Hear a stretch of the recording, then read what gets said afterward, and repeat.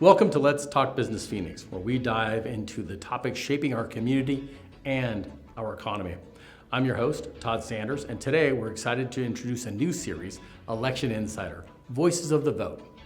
In this series, we're going to explore the pivotal role of elections in our local and national business landscapes, from interviews with key political figures to insights on how voting impacts business policy.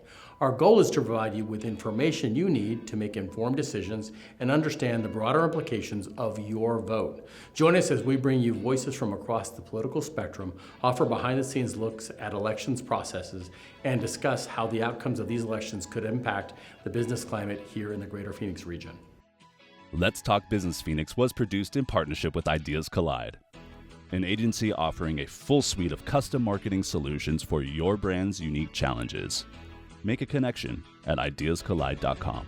Well, welcome back to the podcast. Today, we are absolutely honored to have from the County Board of Supervisors, Bill Gates, who is responsible for District 3. And we're just going to have a conversation about what's happening with the district, what's happening in Arizona with the county, and maybe a little bit more as far as what future plans might hold. So, Bill, welcome. Thanks for having me, Todd. Great to be here. I know we've been trying for a while, and it's mostly been on our end. We really appreciate you taking the time. Absolutely. Since we haven't had you before, we'd love to have you just tell a little bit about yourself, and then maybe something that we wouldn't know. And I think probably you're an open book, but perhaps there's something cool that we wouldn't know about you. Ooh, okay. That's a challenge. So I moved here when I was 14. I'd moved around a lot as a kid, but moved here when I was 14, went to Deer Valley High School. And at my 4 years here was the longest I'd ever lived anywhere. So, of course, I left immediately. Went away for college and law school, but I just kept feeling drawn back here to Phoenix. So came back here and practiced law for a few years at Fenimore Craig, one of Arizona's oldest law firms, and then went to work for Ping Golf back in 2001. And in the meantime, my wife and I had a couple of daughters, and just actively involved in some nonprofits, worked on campaigns and things like that. And then in 2009, there was an opening on the Phoenix City Council. And so I applied for that opening along with 22 of my best friends. And I was very fortunate to be appointed. And so I've served first on the Phoenix City Council for 7 years. And now I'm in my 8th year on the Maricopa County Board of Supervisors. And maybe what people don't know about me is that my dad was Homer Simpson. So my dad built nuclear power plants. As I was growing up, we'd moved to all these different places. So when I saw The Simpsons for the first time, I'm like, that's my dad. And I mean that. Does that make you Bart, though? Yeah, I don't think I'm Bart. Okay. I'm probably a little more like Lisa. Okay. And I'm an only child, so we didn't really have a Bart in the family. Well, I guess probably people are asking themselves, all right, so Ping, how's your golf game? It is not what you would expect for someone who works for Ping, but I love the game. I actually played 1 year of high school golf at Deer Valley, so I was the guy who made the team because I had a good attitude. But I loved it. I love the game, and it's been great. It's a way that we bond as a family. So my wife plays golf and the girls play golf. And, I know I have to say that, but no, really, it's a wonderful sport and has been, many people in my family have played golf over the years. So. Wonderful. Yeah. Well, that was a great synopsis, but the move from the private sector getting into public service is a significant. I do remember when you came and we were at City Council and you sort of made your pitch. What was it that spoke to you about public service at that time going at the Phoenix City Council? So just as long as I can remember, I've always been interested in the world around me, always been interested in the news, following what's going on, always interested in development, right? Oh, what's the new thing? Even as a kid, what's the new thing they're building over there and development and growth and things like that. Once we got to 2009, we had at that point 2 daughters who were 7 and 4. And at that time, I was thinking, I really want this community to be a place that when they grow up, they want to stay in. So that is really what drove me to that. I think I even said that to the members of the city council. I love this community so much, and I've seen it change so much in a positive way since I moved here in 1985, and even since I joined the Phoenix City Council. And Todd, you've played a big part in that, so I want to thank you for it. This economy now is so much more diversified than it was even 15, let alone 30 or 40 years ago. And so I think it is now a place where people, like our girls that are in their early 20s, they want to live in. It's cool. It's fun, and it's a place where, if they have their own families, that they would want to raise their own families. And to me, that's the ultimate win. Well, I hear you. I have a kid in college now, and I really hope he comes back. I'm with you. And so thanks for laying that groundwork. Well, what was the biggest surprise to you? I mean, obviously, before you're in office, you certainly have an idea what this is going to look like. When you got into the city hall and you caught the proverbial dog, what was the big surprise? I think the big surprise, particularly at city council, is people expect their city council person and their mayor to fix everything because you are so close to the people there. And that's an honor. It's a privilege to have that, people looking to you to do those things. And so a lot of the time there, and even at the county, there are those things that we're responsible for at local government, but sometimes you're playing like traffic cop, right? Okay, that's a federal issue. Let's get you over to the congressional office. That's a state issue. And so, to me, it's all about getting results for folks. And so, those things that you can affect, but then sometimes it's knowing where to send these folks and who to connect them up with. And that's just very gratifying for me. And it's true. I mean, that those folks are really the closest to you as a citizen on a day-to-day basis. I mean, your trash doesn't get picked up. You know who to call. It's not going to be your congressman. That's right. So I think that's a really interesting point. So you I think had a very successful time at city council. You worked with everyone to get things done, but then you decided you wanted to make a switch looking at the county. What was involved in that thought process? So the more time I spent at the city, it became obvious that the issues that we were facing were really regional in nature. I mean, and I think we're a great example for it here. When District 3, my city council district, I had constituents who had a Paradise Valley address or a Scottsdale address, even though they lived in the city of Phoenix. Most people aren't really aware, where am I? They don't worry about that. They think about this region, what it's like to live here in the valley. So many of these issues are regional, whether we're talking about transportation issues, whether we're talking about air quality, so for me, I saw going to the board the opportunity to tackle these things on a regional level. And the people who had served at the Board of Supervisors were people that I really looked up to, whether we're talking about a Betsy Bayless, a Jan Brewer, an Andy Kanosic. So when Andy announced in 2016 he wasn't going to run again, I learned this lesson from Jan Brewer. I got in the race that same day. Right away.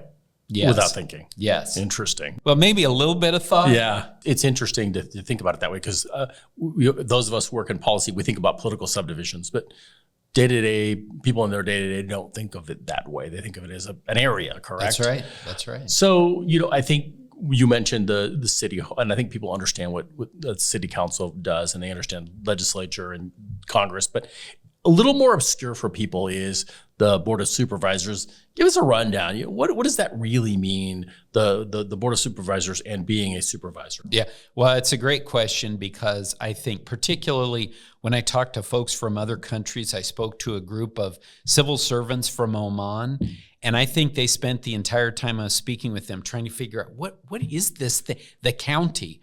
And once I kind of explained it to them and what we did, then they said, why is that? And I said, I don't know.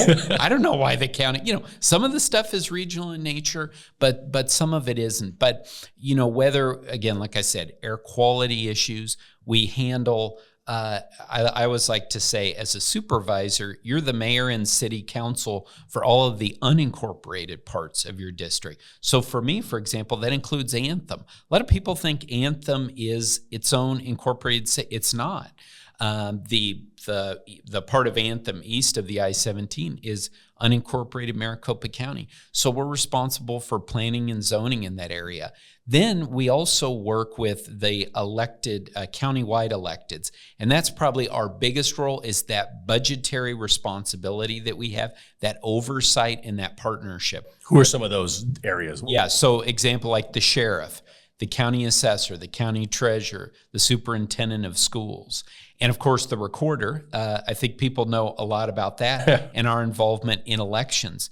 I had been a election day lawyer for the Republican Party for many years. So that was one of those things that I was looking at, that it would be interesting to get involved in elections. I never could have imagined what that would mean. But then also economic development has been a real focus for me, both in my time on the city council and at the Board of Supervisors. And to have the ability to work with our partners, like your organization, of course, and others. And what we do, I think the most important thing that we can do is establish a county government that has a low tax burden, but then, of course, can still provide the important services that folks need here in our county. And I feel that we've been able to accomplish that. We've actually lowered taxes, lowered property taxes for the last 4 years, but then also making sure that the regulatory burden is as light as possible, again, while still fulfilling our function. So I think that we've done that at the county, and I really enjoy that. And I enjoy working with, Clint Hickman once referred to the Board of Supervisors as a businessman's board. Now, he didn't mean to be sexist by saying that. It's just, we are all business five. Person. Yeah, we're all five. Yeah, business person. We're all five guys right now. But I think, we come from that business background, which I think is reflected in the policies that we've pursued over the past few years. Well, I think that's such an interesting point, because that's when we started, I think, doing a lot more with the county. We'd always had some work we did with the county, but when you and that group sort of gelled, it felt much more like what people talk about, run it like a business. You did that. I mean, we had a program that we worked on with you all, and you came to us and said, this has run its course and it's not getting the outputs we need. And you were right. And so you said, come back and let's look at something else to develop the economy. And I felt like I really respected the idea that we're going to make sure that we're good stewards of the taxpayers' dollars and we're going to get the best outputs possible. Well, and I appreciate that. And the partnership with you all has been fantastic. And, we feel like our constituents deserve that. They deserve to get the same kind of high quality service that they've come to expect from the private sector. And so all of my colleagues and I are very much focused in that way. And I've talked for many years about if you cannot access your government, particularly local government, on your phone, then you're not going to be relevant anymore. And so that's been one of the primary objectives that I've had throughout the years, has been becoming a digital friendly county, becoming more and more accessible to especially that new generation that kind of lives on their phone. Well, it really does. And I think the other part that strikes me about this body, especially today, is it's not just Republicans. You have a member of the Democratic Party there, but it's not what we're seeing in Congress or at the legislature. It's much different. How does that work? Do you not ever disagree? No, I mean, we disagree. We do have 4 Republicans and 1 Democrat. We all come from different backgrounds, but what we do is we respect one another. And I couldn't say enough good things about my Democratic colleague, Steve Gallardo, just like I would about all my Republican colleagues. It's about knowing that we all have one objective, and that is to do the work of the people, do the work of our constituents. If we're working together, we can accomplish that. And we're not spending our time focusing on, distractions, that unfortunately there's a lot of that in other levels of government. I would argue that the Maricopa County Board of Supervisors is the most pro-business level of government, probably has been the last 5 years. And does that mean that we're not focused on everyone? Of course we are. But I think bringing that business mindset, working with small business, small businesses and our larger businesses, it leads to good results. That's certainly been our experience. Well, and I think I can say, at least from my perspective, it's nice that when you go to a meeting, it's not the cage match, it's not the rage cage. It's people actually trying to move the ball forward for the citizens of Maricopa County, and it seems to be working well. You mentioned the economy. Clearly, we are blessed with an incredible economy here. You mentioned that a few minutes ago, fastest growing county in the country, but that certainly brings challenges with it. So, again, catching the dog. We are doing so well now that I have colleagues from other states asking me, what is it we're doing differently? How do we manage that growth, or how do you all manage that growth? Yeah, that's a major focus of us here, just like it is for all elected officials, really, in Maricopa County in the state of Arizona. And I think number one is engaging the stakeholders, right? Whether it is the constituents, whether it is those in business, and understanding that not all growth is good. And so, we've been reasonable about it, but at the same time, when you allow people's entrepreneurial spirit to go and keep that low sort of regulatory burden, it leads to positive results. Then you sprinkle a little bit of low property taxes on the top of it. It works. And that's maybe a little bit out of vogue now with some in both parties, but we've been able to maintain that balance, and we didn't start it. This group on the board didn't start it. This started years ago. And to see that consistently maintaining that ability to provide services, but do it in an efficient way, and always have a focus on improving, right? We are never satisfied. We're always looking at how can we better provide services to folks. And again, get that sort of business level of customer service. As we went into COVID times and having to deal with, changing on a dime. And now we've kept a lot of that in place, right? Where people can do the plan reviews digitally. They don't have to drive the way down. Yeah, they don't have to drive all the way down to downtown Phoenix. And we're looking for that every way that we can make things easier for folks. So as opposed to how can we get in your way? How can we frustrate you? I think definitely, and Jim Pekorski, our county manager, she understands this implicitly. And everything that she does and all the work that she does with her team, she makes it clear. How can we get to yes? So let me pivot a little bit on the growth side. And I think I read something, in the journal very recently about housing. And half the country has a low interest mortgage loan, and they think the housing market's phenomenal, which I would agree with. And then you have the other half that's trying to get into the market. And in that case, they're looking at very high rates and low inventory. Clearly, everyone's focused on this. Does the County Board of Supervisors have a role in this, or what should it be? So, we've been very fortunate to have ARPA funds that have come to the county recently. And so we've worked very hard with our team at Maricopa County and other partners to invest it to build to that housing stock. That's the key. We need more places for people to live. And we have been in a unique, probably once in a generation opportunity to invest in housing that is affordable for folks. And we cannot just say, okay, well, the ARPA funding's here and it's gone, and just say, done, we can check the box. We've got to continue to focus on this. And Todd, I'm going to say something that is not so popular with everyone, but I've done 15 years now of working in planning and zoning as a member of the city council and the board of supervisors. And sometimes it takes leadership from people. Not everyone is going to love every project. But your job is to look at it, balance it, work with the applicant, work with the neighbors, and come out with the best result for the community.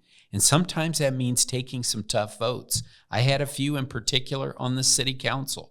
But these projects, and this was and you know about this because you work with me on the North 32nd effort, to bring some vibrancy back to that neighborhood. And I voted yes, and I approved some projects that not everyone loved. But I'll tell you what, you go back there, you look at it now, and it's changed. And so that's the one thing I would say as I'll be riding off into the sunset as an elected official. Those who remain, you need to have some courage. You can't make everybody happy. And that is not the full solution, but you take that, it's going to start to move the ball in this direction. so that all these new people, all the new workforce that we need, so that there are places that they can actually afford to live. Absolutely. Yeah, point well taken. And I think for those of you who haven't been to 32nd Shea, come down. It is fat. And I think nobody complains today about. I don't think so. I don't think so. It is. And we're going to get back to leadership in a minute, but I appreciate that. Clearly the county does not work sort of in a vacuum. You have to work with the cities. You have to work with the state and probably the feds. How does the board interact with those other entities? So I'm very proud of where the county is at today. I think we're at kind of a high point in cooperation between the board and our congressional delegation, our U.S. senators, the city of Phoenix, and really municipalities across the valley. We're working together, for example, just as one example, on heat relief. Heat relief, we know this is a major issue. We're now in our second summer in a row of record-breaking heat. And we've had the opportunity, with partnerships with the federal government and with our municipalities, to establish these cooling centers. That's something that maybe a few years ago we could not have done. You would have seen, everyone pointing at one another, but thanks to people like Mayor Gallego, Mayor Giles, and really mayors and city councils across the valley, we're able to work on these things. We're able to work on the homelessness issue. We're able to work on getting affordable housing. So again, the press doesn't like to talk about that because that's a good news story, but that's what's going on. And I would say in the time that I've been involved as an elected official, this is as much cooperation as I've seen. Well, and I think, that is such a good example of something that's impacting people at a very basic level. And it is too bad that the media doesn't seem to focus on these kinds of things. The disaster porn seems to be very attractive to them. And that's unfortunate. But speaking of that, we mentioned elections. What are 3 things you wish people knew about our election system? So I think number one is that our tabulation machines are not connected to the internet. So that is one of the common things that you hear is, it's connected to the internet and people are monkeying around with it. They're not. And if they come down to our tabulation center, we can prove it to them. Number 2, our elections are not run by faceless bureaucrats. They're not run by robots. They're run by people, literally thousands of people here in Maricopa County. And they're your aunt, your uncle, your mom, your dad, your grandparents. That's who runs elections. And then the third thing is that there are eyes on everything, okay? The people that would claim that there are, there's funny business going on or things are getting rigged, for that to happen, you would have to have a conspiracy that would literally involve thousands of people working together. The reality is it doesn't happen, and you have Republicans and Democrats in the room at all times watching this, and that's a great part of our democracy. And they help us to get better, and they help us to, go out there as they learn it. A lot of them then go out in the community and explain the truth about what's going on, and you don't even have to be there to have that level of faith. We live stream what goes on down at our tabulation center. So if people want to, they can watch it on their computer at home. So those would probably be the 3 things, but I probably got another, 30 things after that. No, I'm sure. It's such a big issue. It feels like the last election, Pandora's box was opened on this. Is there a way to close that box again and get people to realize that you can trust elections? There's always abnormalities or small errors that can occur in any system. But is there a way to get back to that point? Well, yeah, you make a great point, Todd, which is there is no such thing as a perfect election. Again, it's humans involved. There are things that happen in every election. What would help is that if we would stop having some of our elected officials with the specific intent of sowing doubt in our election system. That is heartbreaking to me. It is dangerous. I will answer questions all day long. My colleagues at the county will answer questions all day long if they are asked in good faith. But these questions that are asked with an ulterior motive, with a hidden agenda, just to sow more doubt in our election system, which is the bedrock of our democracy, I've got a real problem with that. And so I would ask all these people, to just take a moment to think about the impact they're having on a system that has been incredibly successful, the most incredible government that the world has ever seen, the oldest constitution in the world. Think about the impact that they're having on this generation and generations in the future. But fortunately, it's not too late. But things need to start changing pretty quickly. Well, and certainly, people have the opportunity, as you mentioned, to see what's happening live. I know we're going to take our board down to have a tour of the election center, which I think is really important, and let people ask questions. Absolutely. But what I'm hearing from you is this comes back to this question that you just talked about earlier, which is leadership. People are using this as a wedge issue during elections. Yeah, unfortunately they are. Fortunately, some of this election denialism, some of this corrosive behavior and talk has not really slowed down our growth. It's remarkable. But that's the last thing we need to do. If we want to continue to draw great employers and great employees to Maricopa County, we need to check the misinformation and get back to what it is that has led us to be so successful. And that was one of my questions, whether or not we'd seen a downturn in growth because of this. And I think we're fortunate to this point not to have a negative implication because of some of this talk out there. Yeah, I think that's right. I mean, it's something that people do ask me about, particularly like in 2021 with the cyber ninjas. I think that was particularly challenging. But now, as we've moved on, we have seen our, elected officials, I would say at all levels of government, basically mainly rowing in the same direction. I'm grateful for that, and we got to keep that up. Well, I'd like to switch a little bit in terms of the impact of what's happened, because I think it's had a human impact. We were thinking about you. You're a dad.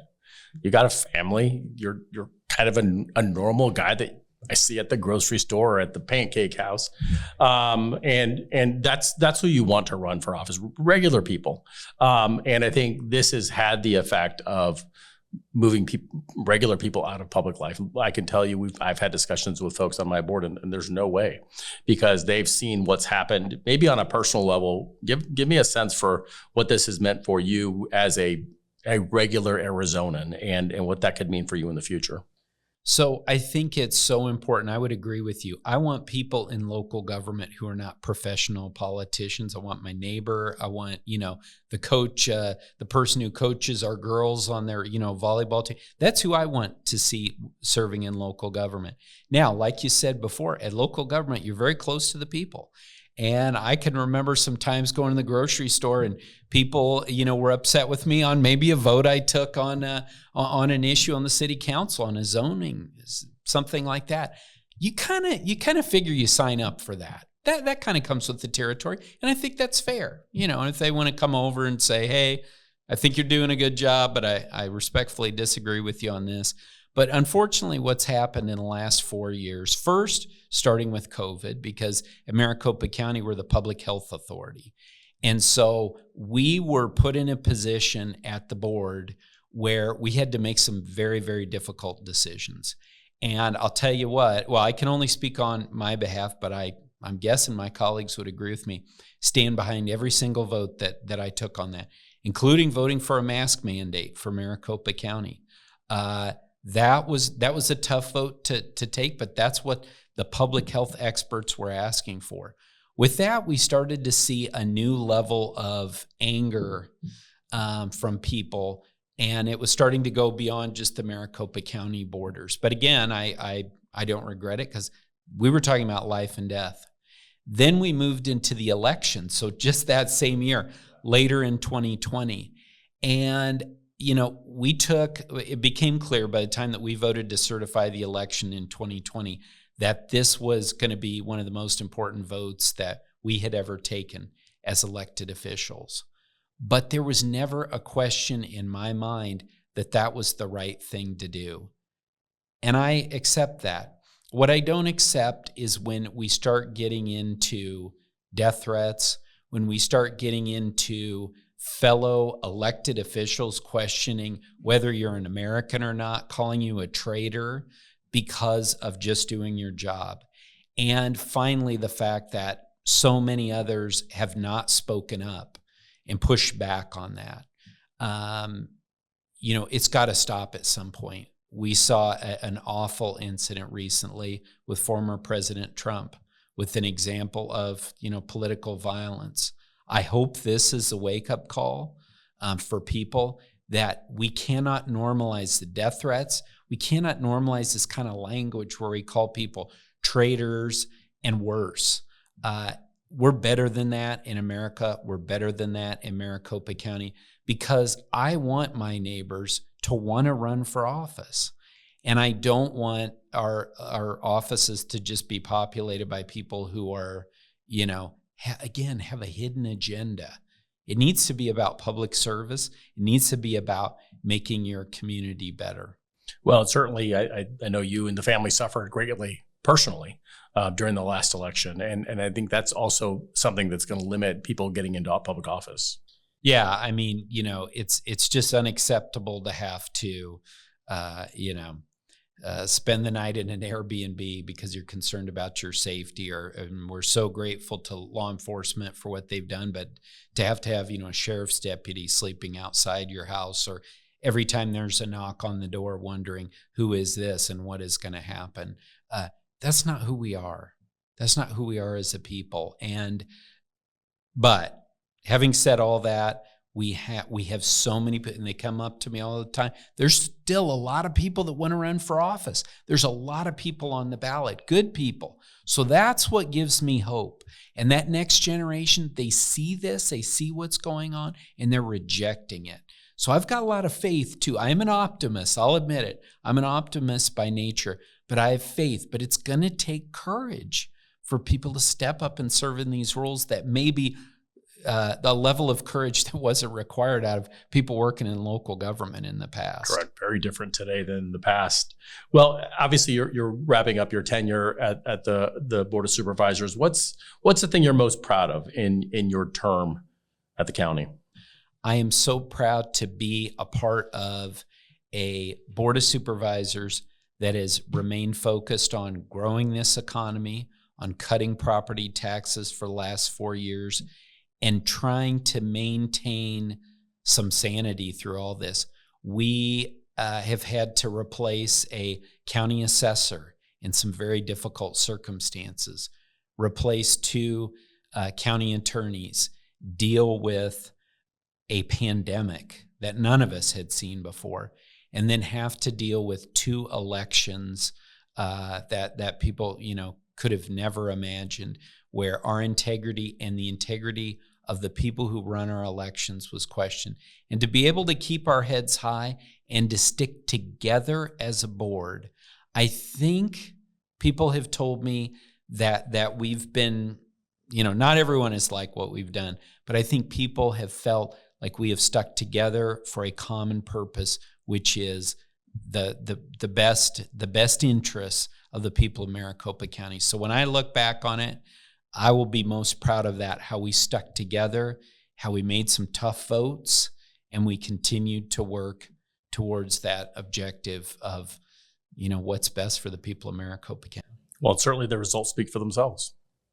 So I mentioned, we like to have people who are sort of regular members of the community that are in public life. You are now leaving office at the county level. Can you give us a glimpse for what we might see in the future from you? Yes, so we have talked about elections, and I'm excited that I will be joining Arizona State University, where I will be the executive director of the Mechanics of Democracy Laboratory. So this will be an opportunity where we can work with that next generation to inculcate them with these values, the democratic values, small d, and hopefully inspire them to careers in elections administration, as well as convening people from around the country who are experts in this area to make sure that never again do people wonder how our elections are run and have those questions. And then I'll also be a professor of practice over there. So have an opportunity to train the next generation of city managers and county managers on what's important in government and how we can best provide for the needs of our citizens. Can't think of a better person to run that effort. And thank you. I'm glad you're going to be staying in the public arena in a different way. But it's good to know that you're going to be there with America's future leaders.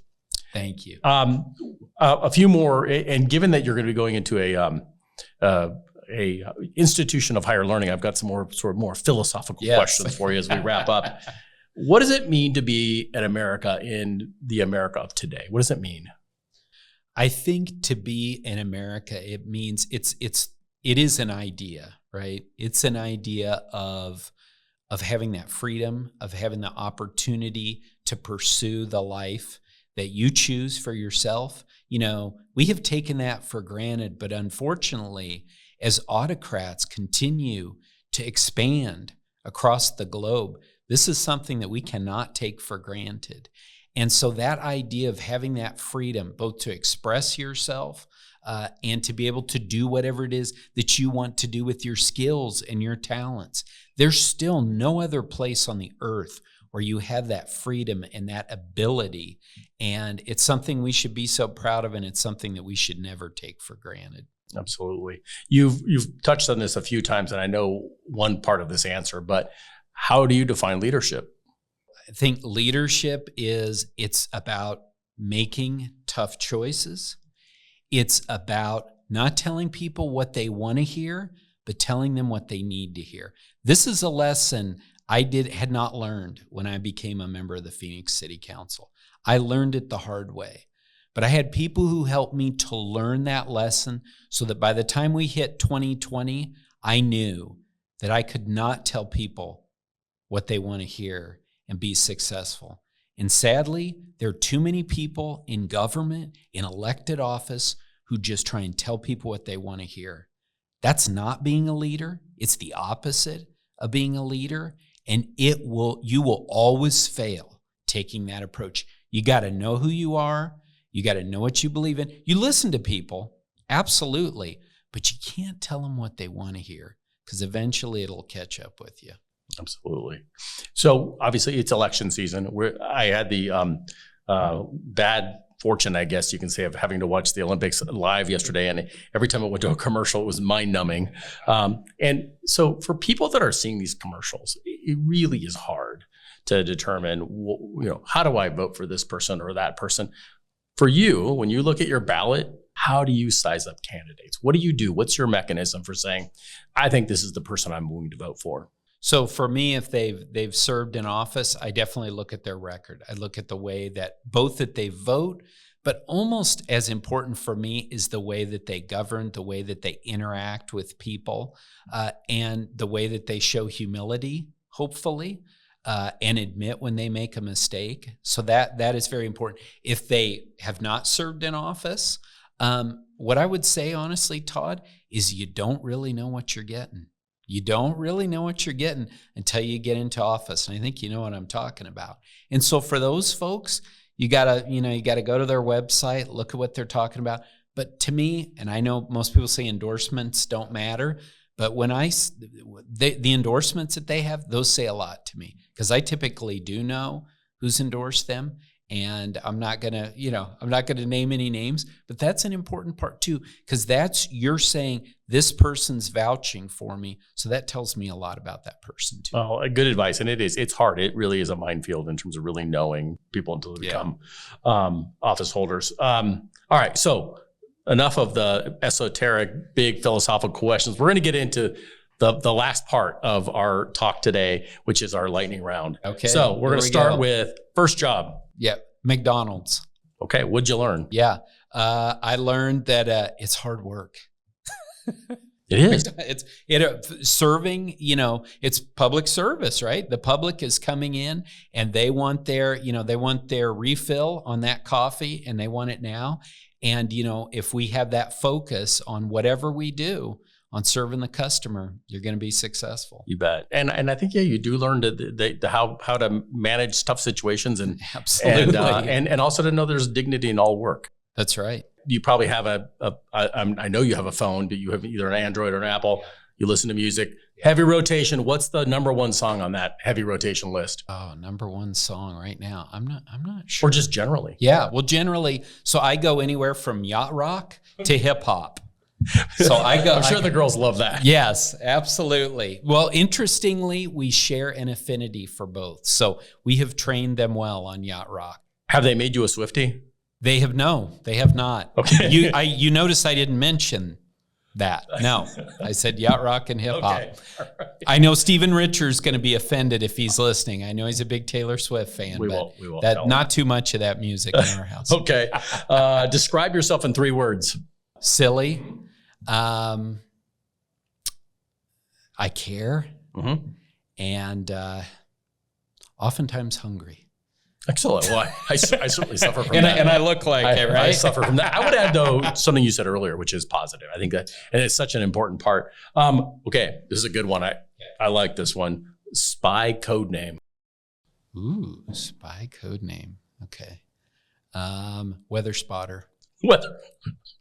Okay. Yes, I am. I am actually. Is that your superpower? I am actually. The National Weather Service. I went through weather spotter certification. So. Okay. Yes. And then the last one. That's probably something you didn't know about me. I like that a lot. I love the monsoon storms.